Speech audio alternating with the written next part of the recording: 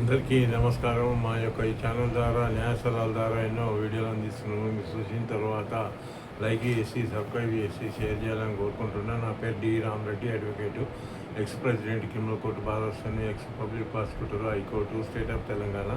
నేను తెలంగాణ ఉద్యమంలో 2001 నుంచి ఉన్న కూడా 1000 కేసులు వేసినాం కనుక ఉద్యమకారులు కానీ, పార్టీ సంబంధించిన వాళ్ళు కానీ, నా క్లయింట్లు కానీ, నా ఫ్రెండ్స్ కానీ చాలామంది కూడా అడుగుతూ ఉంటారు. ఈ మధ్యకాలంలో క్రిమినల్ లా మొత్తం చేంజ్ అయిందంట కదా సార్ అని చెప్పేసి చాలా ఇంపార్టెంట్ క్వశ్చన్ కూడా ఇది. భారతదేశం మొత్తం కూడా 29 రాష్ట్రాలలో కూడా, ఎందుకంటే ఇప్పుడు ఇంతకుముందు ఉన్న క్రిమినల్ లా ఏదైతే ఉందో ఆ సబ్జెక్టులన్నీ కూడా ఆ సెక్షన్ల కింద మొత్తం కూడా చేంజ్ చేసి రివ్యూ చేసి 3 కొత్త యాక్ట్లను తెచ్చారు. 2023లోనే ఐపీసీ ప్లేస్లో ఉన్నదాన్ని బిఎన్ఎస్ అని, సిఆర్పిసి ప్లేస్లో ఉన్నది బిఎన్ఎస్ఎస్ అని, ఇండియన్ ఎవిడెన్స్ యాక్ట్లో ఉన్నది బిఎస్సి అని, ఈ 3 యాక్టులు కూడా భారతదేశం మొత్తం కూడా రివ్యూ చేసి, ఎందుకంటే పార్లమెంట్లో పెట్టి పార్లమెంట్లో బిల్లు పాస్ అయిన తర్వాత రాష్ట్రపతి ఆమోదం పొందిన తర్వాత యాక్టులు వచ్చుకోమట్టుకు 2023లో వచ్చినాయి. అమలైకం మటుకు జూలై 1, 2024 నుంచి కూడా అమలవుతున్నాయి. ఈ 3 సెక్షన్లు కూడా ఎప్పుడో పురాతనమైనటువంటి బ్రిటిష్ కాలం ఉన్నటువంటి యాక్టులు అందుకోనికి రద్దు చేస్తూ సెంట్రల్ గవర్నమెంట్ 2023లోనే చట్టాలు వచ్చినాయి. ఆ చట్టాలను అమలు చేసుకోమట్టుకు జూలై 1, 2024 నుంచి అమలు అవుతూ ఉన్నాయి. ఈ 3 కూడా ఎందుకంటే ఇంతకుముందు ఏవైనా నేరాలు జరిగితే దాని కింద కేసులు పోలీసు వాళ్ళు ఐపీసీ కింద బుక్ చేసేవాళ్ళు. ఐపీసీ అంటే ఇండియన్ పీనల్ కోడ్, ఇది 1860 చట్టము. ఇలా 511 సెక్షన్స్ ఉండే. ఇప్పుడు ఎందుకంటే దీని ప్లేస్లోనే బిఎన్ఎస్ అని వచ్చింది, భారతీయ న్యాయ సన్నిహిత అని. ఈ భారతీయ న్యాయ సన్నిహిత అనేది 2023 యాక్ట్. అది అమలు చేసుకోమట్టుకు ఏవైనా నేరాలు చేస్తే జూలై 1 నుంచి 2024 నుంచి కూడా బిఎన్ఎస్ కింద మొత్తం భారతదేశం 29 రాష్ట్రాలలో కూడా కేసులు బుక్ అవుతున్నాయి. ఈ కొత్త యాక్టులు అయినప్పుడు దాని కింద ప్రొసీజర్ ఫాలో కావాలి కదా. అతను అరెస్ట్ చేసిన తర్వాత, పోలీసులు అరెస్ట్ చేసిన తర్వాత, జైలు పంపించిన తర్వాత ఈ ప్రొసీజర్ అంతా కూడా ఇంతకుముందు సిఆర్పిసి క్రిమినల్ ప్రొసీజర్ కోడ్ కింద మనం బెయిల్స్ కానీ, మిగతాయి కానీ, మిస్లేనియస్ పిటిషన్స్ వేసేవాళ్ళము. ఆ సిఆర్పిసి ప్లేస్లో ఇప్పుడు ఎందుకంటే బిఎన్ఎస్ఎస్ అని వచ్చింది కనుక భారతీయ నాగరిక సురక్ష సన్నిహిత యాక్ట్ 2023 యాక్ట్ వచ్చింది. దాన్ని ఫాలో కావాల్సి వస్తుంది అనమాట. పోలీసు వాళ్ళైనా, మనమైనా, అడ్వకేట్లైనా, జ్యుడిషియల్ ఆఫీసర్స్ అయినా, జనరల్ పబ్లిక్ ఎవరైనా కూడా ఈ బిఎన్ఎస్ఎస్ను ఫాలో కావాల్సి వస్తుంది. ఇంతకుముందు సిఆర్పిసి అంటే క్రిమినల్ ప్రొసీజర్ కోడ్. అది criminal procedure code sections 484 sections ఉండే 1973 చట్టం ఇది. దాని ప్లేస్లో ఇప్పుడు బిఎన్ఎస్ఎస్ అని వచ్చింది 2023 యాక్ట్ ఇది. దీంట్లో ఇప్పుడు సెక్షన్లు కొన్ని పెరిగి బిఎన్ఎస్ఎస్ అని 531 సెక్షన్స్ అయినాయి అనమాట. ఆ 531 సెక్షన్స్ ఒక్కొక్క సెక్షన్ ఒక ప్రొసీజర్ అనమాట. మనం how to file the before the court అనమాట. ఆ కోర్టులో మనం ఎట్లా ఫైల్ చేయాలి, ఎట్లా హౌ టు గెట్ బెయిల్స్ అనేది, trial how to conduct bail అనేది కూడా చాలా ఇంపార్టెంట్. అందుకోనికి చాలామంది కూడా ది బిఎన్ఎస్ఎస్నే భారతదేశం మొత్తం కూడా అందరూ ఫాలో కావాలి. ఫాలో అయితేనే అది, ఎందుకంటే జడ్జెస్ కూడా హౌ టు డెలివర్ జడ్జిమెంట్స్ అనేది కూడా ఈ బిఎన్ఎస్ఎస్నే ఫాలో అయ్యి ఇస్తారనమాట. అందుకోనికి అది కూడా చాలా ఇంపార్టెంట్. ఇంకోటి ఎవిడెన్స్ యాక్ట్. మన ఎవిడెన్స్ యాక్ట్ అనేది ఇన్వెస్టిగేషన్లో కానీ, మిగతా కానీ, ట్రయల్ అప్పుడు కానీ ఇండియన్ ఎవిడెన్స్ యాక్ట్ అనేది ఉపయోగపడేది. దాని ప్లేస్లో భారతీయ సాక్ష్య అధినియం అని వచ్చింది, బిఎస్ఏ అనమాట. దీన్ని బిఎస్ఏ 2023 మనం దాన్ని ఫాలో అయ్యి, ఎందుకంటే ప్రతి ఒక్కరు కూడా కేసు కండక్ట్ చేసేటప్పుడు, కేసు ట్రయల్ చేసేటప్పుడు, విచారణ జరుగుతున్నప్పుడు ఈ బిఎస్ఏను ఫాలో కావాల్సి వస్తుంది. బిఎస్ఏ అంటే దాన్నే భారతీయ సాక్ష్య అధినియం అనమాట. ఎవిడెన్స్ యాక్ట్ ఉంటేనే మన కేసులు గెలవడానికి ఆస్కారం ఉంటారన్నమాట. సివిల్ యాక్ట్లు మొత్తం ఏం చేంజ్ చేయాలి కానీ వాళ్ళ సివిల్ కేసుల్లో కూడా ఎవిడెన్స్ యాక్ట్ ఉపయోగపడుతుంది. దాన్నే భారతీయ సాక్ష్య అధినియం. వాళ్ళు కూడా దాన్ని యూజ్ చేసుకుంటారు అనమాట. ఎవిడెన్స్ అప్పుడు కానీ, విచారణ అప్పుడు కానీ, కేసులు ఫైల్ చేసేటప్పుడు కానీ ఎవిడెన్స్ యాక్ట్ అనేది చాలా ఇంపార్టెంట్. ఎవిడెన్స్ యాక్ట్ ఉంటేనే కేసు హైకోర్టులో కానీ, సుప్రీంకోర్టులో కానీ, మనకు అడ్మిషన్స్ కానీ ఇవే కేసులు ఉన్నా కూడా మన కేసులు ఫైల్ చేసేటప్పుడు కూడా ఎవిడెన్స్ యాక్ట్ అనేది కంపల్సరీ అనమాట. అందుకోని ఇవన్నీ కూడా మనకు ముఖ్యం అన్నమాట. 3 యాక్ట్లు కూడా మూల స్తంభాలు ఇవన్నీ కూడా. ఎందుకంటే ఇప్పుడు ఇంతకుముందు ఐపీసీ, సిఆర్పిసి, ఎవిడెన్స్ యాక్ట్ 3 ప్లేసులలో బిఎన్ఎస్, బిఎన్ఎస్ఎస్, బిఎస్ఏ అనమాట. బిఎస్ఏ అంటే ఎవిడెన్స్ యాక్టు, బిఎన్ఎస్ఎస్ అంటేనేమో సిఆర్పి ప్లేస్లో వచ్చింది. అది ఇండియన్ ఐపీసీ ప్లేస్లోనేమో బిఎన్ఎస్ అనమాట.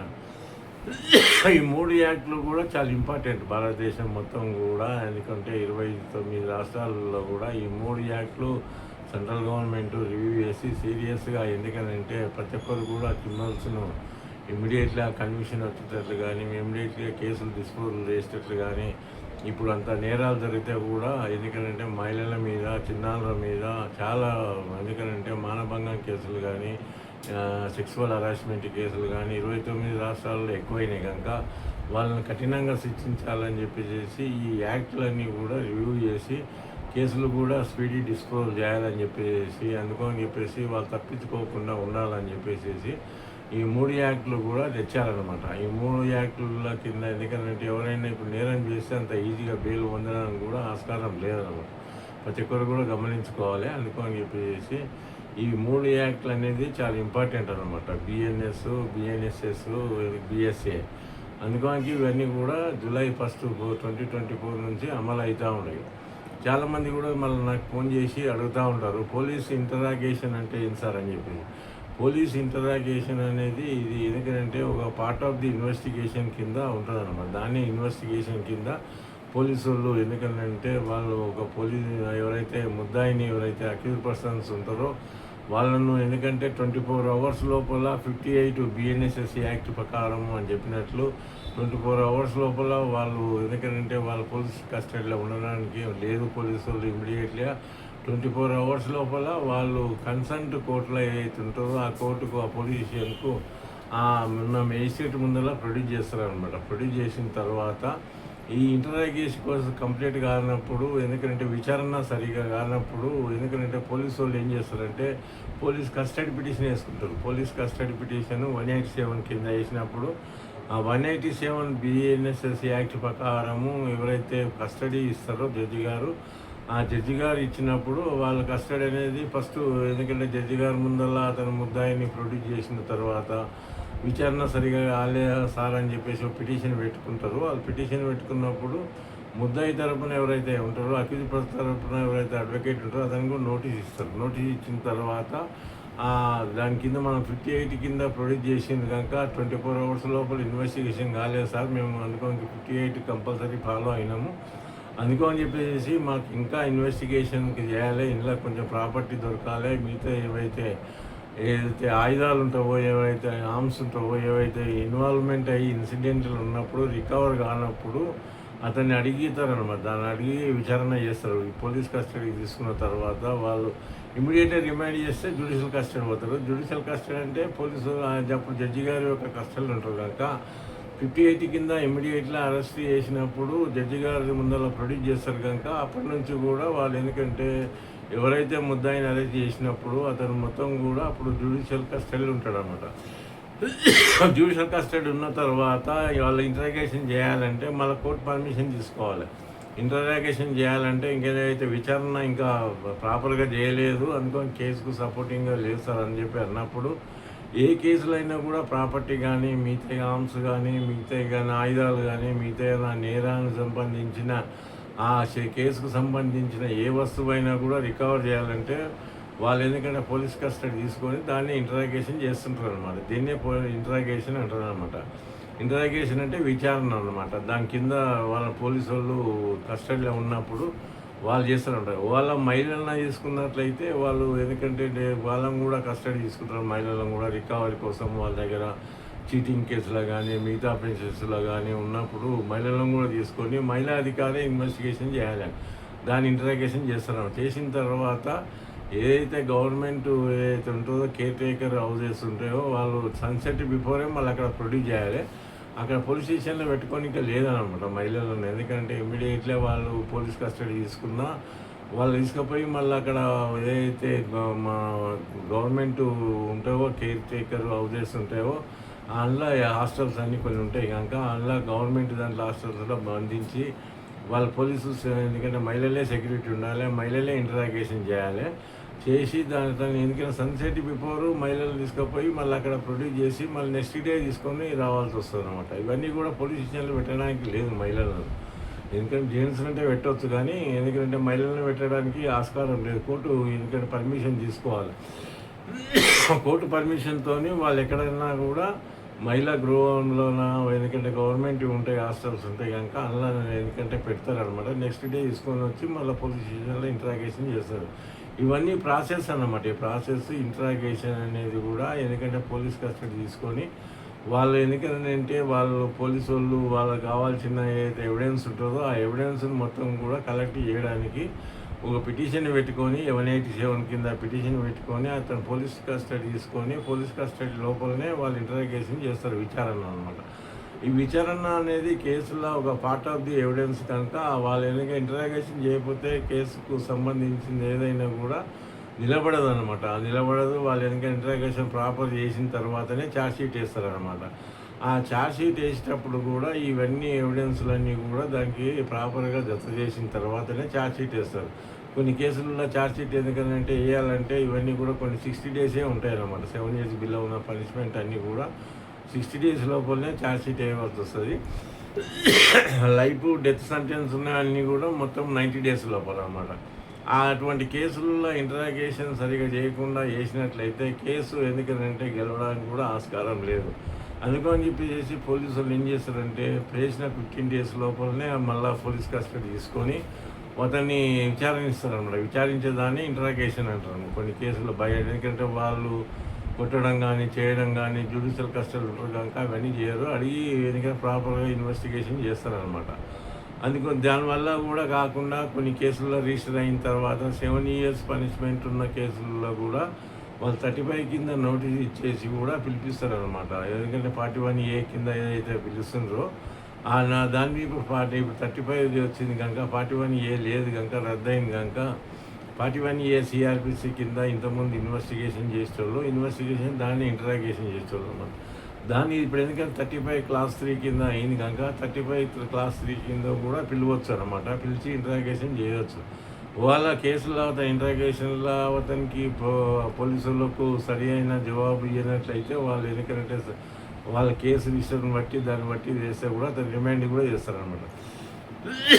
ఇంటరాగేషన్ అనేది పోలీస్ కస్టడీలో ఉన్నప్పుడు జ్యుడిషియల్ కస్టడీలో ఉన్నప్పుడు చేయొచ్చు. వాళ్ళ బయట ఉన్నా కూడా వాళ్ళు ఎందుకంటే కేసు 7 years బిల్లో ఉన్న పనిష్మెంట్ను సార్ చాలామంది కూడా నోటీస్ ఇచ్చింది సార్ అంటారు. నోటీస్ ఎందుకు ఇస్తారో వాళ్ళు ఇంటరాగేషన్ చేయనికనే వాళ్ళ కేసు సంబంధించిన విచారణ చేసి అతన్ని వాళ్ళ అవసరం లేదనుకుంటే కూడా మీకు అప్పుడు అటువంటి దాంట్లో బెయిల్ ఇవ్వడానికి కూడా ఆస్కారం ఉంటుంది. Station bail police station bail కూడా ఇస్తారన్నమాట. అందుకోనికి ఇంటరాగేషన్ అనేది కేసులో ఒక భాగం అది. అందుకోనికి ఛార్జ్షీట్ వేయాలంటే ఇవన్నీ కూడా ప్రాపర్గా ఇన్వెస్టిగేషన్ చేయాలి. ఛార్జ్షీట్ పకడ్బందీ ఉంటేనే కేసు గెలవడానికి ఆస్కారం ఉంటుంది. జడ్జి గారు కూడా విచారిస్తారు. ఛార్జ్షీట్ వేసిన తర్వాత కరెక్ట్ ఉందా లేదా అని కూడా దాన్ని మొత్తం కూడా ఎగ్జామ్ చేసిన తర్వాతనే వాళ్ళు ఛార్జ్షీట్ అడ్మిట్ చేసి దానికి నెంబర్ ఇస్తారనమాట. CC నెంబర్ కానీ PRC నెంబర్ కానీ. PRC అంటేనేమో 7 years అబౌవ్ ఉన్న పనిష్మెంట్లు అన్నీ కూడా PRC కింద అవుతాయి. PRC అంటే ప్రిలిమినరీ రివెన్యూ కేసు అనమాట. దానికి ఎందుకంటే సెషన్ కోర్టులో అది నడుస్తుంది. సెషన్ కోర్టుకు ట్రాన్స్ఫర్ అయిన తర్వాత అక్కడ SC నెంబర్ అని వస్తుంది అనమాట. అందుకోనికి ఈ పోలీసు ఇంటరాగేషన్ అనేది చాలా ఇంపార్టెంట్ కేసులో. ఎందుకంటే పోలీస్ ఇంటరాగేషన్ అనేది ఎంతోమంది నాకు ఫోన్ చేసి అడుగుతారు, సార్ ఇంటరాగేషన్ చేస్తున్నారంట పోలీసు వాళ్ళు అని చెప్పేసి. రిమైండ్ అయిన తర్వాత చేయొచ్చు, రిమైండ్ కాకముందు కూడా చేయొచ్చు అనమాట. అందుకో పోలీసు వాళ్ళు ఎందుకంటే 7 years ఉన్నవన్నీ కూడా రిమైండ్ కాకముందే కనుక వాళ్ళకి అవసరం ఉన్న ఎవిడెన్స్ ఇట్లా సరిగా దొరికింది అనుకోండి మీకు బెయిల్ ఇచ్చేసి పోలీస్ స్టేషన్లోనే పంపించేస్తారు. కేసు వాళ్ళ దాంట్లో మీకు ఎవిడెన్స్ మంచి కరెక్ట్గా మొత్తం వేరే ఎవిడెన్స్ కూడా కలెక్ట్ చేసిన తర్వాత ఛార్జ్షీట్ వేస్తే అప్పుడు సమన్లు వస్తాయి మీకు. అందుకని చెప్పేసి ఈ ఇంట్రాగేషన్ అనేది పోలీసుల భాగము. ఈ 187 కింద వాళ్ళు రిమాండ్ చేసిన తర్వాత పోలీస్ స్టేషన్ ఎందుకంటే 58 కింద ఎక్కువ రోజులు ఉంచడానికి లేదు కనుక ఎప్పుడైనా అరెస్ట్ చేసిన వెంబడే వాళ్ళు 58 BNSS యాక్ట్ ప్రకారము పోలీసులు ఏం చేస్తారంటే ఇమీడియట్ కన్సర్న్ పోలీస్ స్టేషన్ ఉన్నటువంటి జడ్జిలు మేజిస్ట్రేట్ ముందర ప్రొడ్యూస్ చేసి తర్వాత ఈ పోలీస్ కస్టడీ పిటిషన్ వేసుకొని అతన్ని పిలిచి అతను తీసుకుపోయి పోలీస్ స్టేషన్లో పెట్టి ఇంటరాగేషన్ చేస్తారనమాట. ఇవన్నీ కూడా పార్ట్ ఆఫ్ ది ఎవిడెన్స్ కింద కలెక్ట్ చేయడానికి ఎందుకంటే పార్ట్ ఆఫ్ ఇంటరాగేషన్ కానీ ఇవన్నీ కానీ ఇన్వెస్టిగేషన్లో భాగమే. అందుకోనికి ఇవన్నీ కూడా చాలా ఇంపార్టెంట్. ఎంతమంది నాకు ఫోన్ చేసి పోలీస్ ఇంటరాగేషన్ అంటే పోలీస్ ఇంటరాగేషన్ అంటే ఆ కేసు సంబంధించింది గురించి అడుగుతారు. మీరు చెప్పాలన్నమాట. చెప్పినప్పుడు మీ దగ్గర ఉన్న ఏవైతే ఉంటో ఎవిడెన్స్ ఆ కేసు సంబంధించినవి ఇచ్చినట్లయితే వాళ్ళు ఇమీడియట్లీ మళ్ళీ కోర్టులో ప్రొడ్యూస్ చేసి రిమైండ్ చేస్తారనమాట. అందుకోనికి ఇవన్నీ కూడా చాలా ఇంపార్టెంట్. అందుకని భారతదేశం 29 రాష్ట్రాలలో కూడా ఈ 187 కింద ఏసీ పోలీస్ కస్టడీ చేసుకొని ఇంట్రాగేషన్ చేస్తారు. ఇవన్నీ చూసి ఫాలో అవుతారని చెప్పి కోరుకుంటున్నాను. అందరికీ నా ధన్యవాదాలు.